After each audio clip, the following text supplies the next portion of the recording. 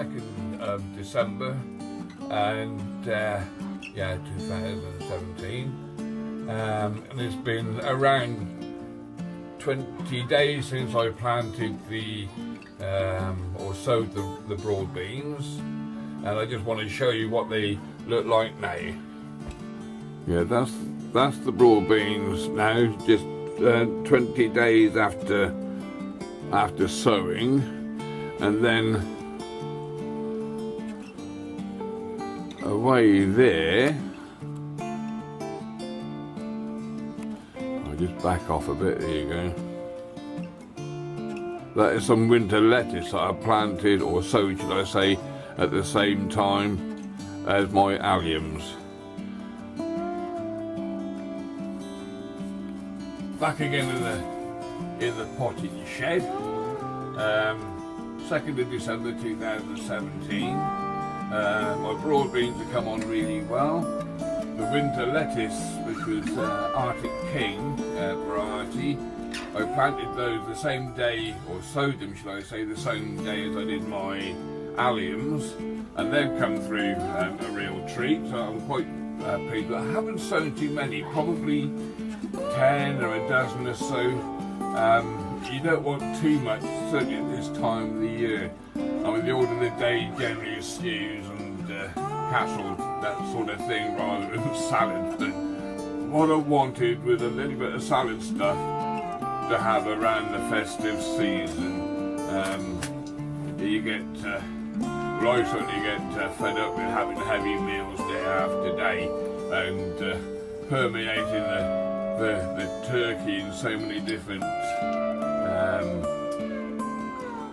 methods, shall we say. Sort of roast turkey one day, turkey curry the next, turkey sandwiches the next, and you get fed up with it. So yeah, a nice light salad, and I do really like my light salads. But what I want to try to explain today is the volcanic rock dust that I use. Now, there's rock dust and there's rock dust, and it's the difference between a Ford and a Rolls Royce. I know people that have used ordinary river gravels, you know, cobbles and stuff from the river, and they've ground those up, and they've not had the results that they were expecting. Why? It's river gravels, and you have to try to understand why we use the volcanic rock dust. And it's not just any old volcanic rock dust. You know, you can get that from, and I'm talking about your igneous rock. Now, you know, igneous rock will have, you know, that comes from some of the hardest and oldest rocks in the UK. But there's a particular type of igneous rock, and that is basalt. If you can find a good basalt rock dust, you'd be well on the way to producing good quality veg. And your veg starts with the soil.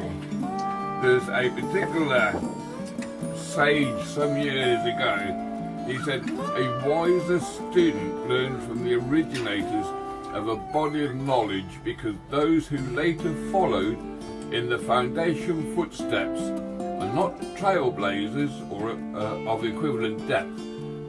When the earliest works in a field contained errors because the authors lacked some bit of data or had a fact wrong, their books still contain enormous wisdom. If nothing else, study of older books lets us discover that the conditions that prevail today aren't the way things always were, whilst on some levels, some things hardly ever change at all. Now, what we do know is that the NPK fertilisers that farmers are throwing on the field with gay abandon is not doing the soil any good whatsoever. It's not doing us any favours. There's, when was it? In the mid-1850s, I think it was, there was a big volcano in Indonesia called Tambora. And when that went up, I mean, it decimated the island, but there was the amount of tonnage of rubbish it threw up into the atmosphere, and it turned, the following year, the northern hemisphere didn't have a summer. It was just totally blanked out by all the crap that was thrown up by this volcano. And the German government asked a German chemist, a bloke called Liebig, Justice von Liebig, to produce an artificial fertiliser. And he came up with the NPKs, or the nitrogen, phosphorus and potassium. Bear in mind, the equipment that he had back then, he could only find those three elements. Well, we now know that there's 90 plus minerals and trace elements out there. But the thing that we need to look at to see what relationship each mineral and trace element has with each other, you need to go onto Google, type in mineral wheel. Now, for the most part, you probably find only about 24 minerals listed. If you had all 90 plus, I mean, you'd need a mineral wheel the size of a dustbin lid to be able to get them all on. But the 24 that are shown, it gives you a very good indication of what relationship one mineral has with another. Sometimes there is a symbiotic relationship between 2 or 3 or 4 different minerals. And I mean, just for an example, phosphorus, the most prevalent, has a two-way relationship with calcium, which has a two-way relationship with magnesium, which has a relationship with potassium that goes back to phosphorus again. Now, also phosphorus has a relationship with beryllium and aluminium and copper and manganese and molybdenum and magnesium, and they all have this to and fro relationship. See, when your phosphorus has that relationship with copper, it has a relationship with zinc, which has a relationship with iron. So you can't have one without the other. It's no good testing your soils and find that you're, shall we say, copper deficient, so you get a load of copper sulfate and throw that down. No, you need the whole gambit, you know. Now, the beauty of the volcanic rock dust is that you cannot overdose your soils with it. You just cannot. It is a natural product, and the soils that we garden in was at one time rock anyway in the first place. So it's just been ground down and worn down, weathered down, crushed down, and that's what we grow our fruit and veg in. It is a natural product. You cannot overdose with it. Now,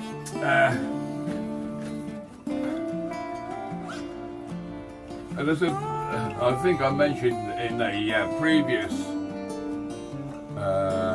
film, that what got me onto this was back in 2006, the Food Commission produced a report that say that 76% of the minerals and trace elements are missing from our soils today.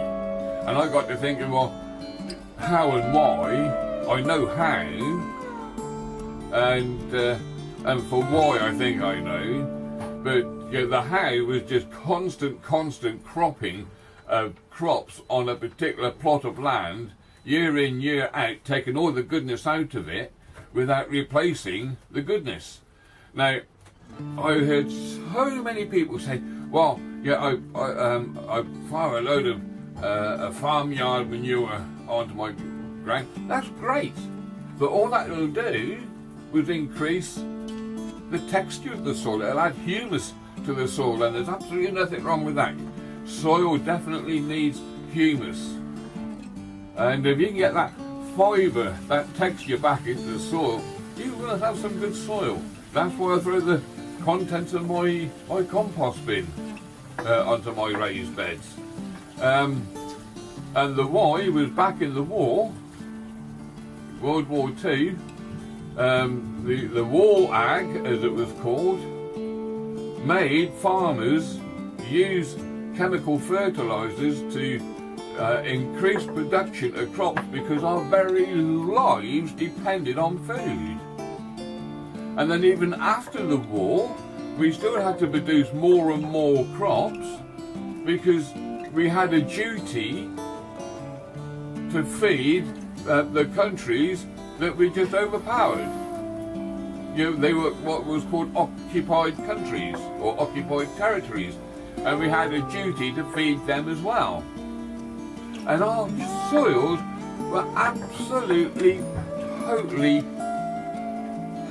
shagged, for the want of a word, and it had nothing left in the soils to be able to give, and that is why we have used artificial fertilizers. But what that has done, it has killed all the microbial life that was in those soils. And yeah, you can stop using NPKs today, but it'll be a good many years before that soil comes back to full health again. Now, as I was saying earlier about the volcanic rock dust, there's a little bit of controversy as to how much you feed your plots. Now, in my growing pot, as I've showed you before, yeah, this is my pot with all my growing medium. You see how friable that is. Yeah, it's a nice growing medium. And yeah, when it was in my compost bin, it had all manner of little creepy crawlies running around in there, and it's all that microbial life that helped to digest the residues of the plants that I put in there. You know, like potato peelings and the outside of cabbage leaves or stems or whatever, you know, stuff from your kitchen. Tea leaves I whack in there like you wouldn't believe. Coffee grounds, yeah, we have filter coffee, so yeah, they're in there, and yeah, that's always good for the slugs and the snails and the like. But any organic matter throw into there, and then as I said, I put a good handful, well, a couple of handfuls in actual fact in my little tub here.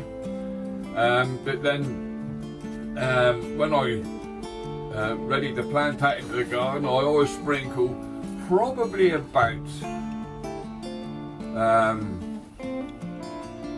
and I'm only guessing here now because I do it by the handful, so I'm guessing probably about about a pound, I suppose, about a pound of in weight, that is, of the volcanic rock dust per yard of raised bed.